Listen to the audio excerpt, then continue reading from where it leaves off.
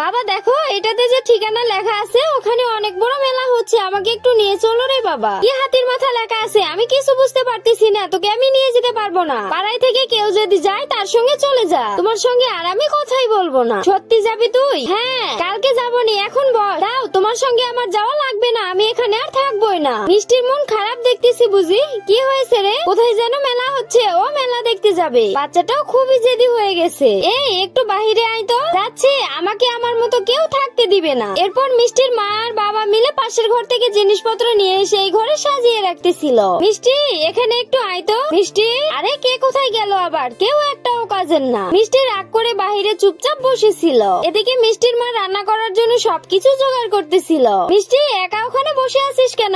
আরে কি হয়েছে তোর? যাই আগে এসব তোর মাকে দিয়ে আসি। ভাবি ধরো, মধুর রসমালাই এনেছি। থ্যাংক ইউ ভাই। ভাবি দাঁড়াও, তোমার জন্য জুতাও এনেছি, দেখো তোমার পছন্দ হয় নাকি।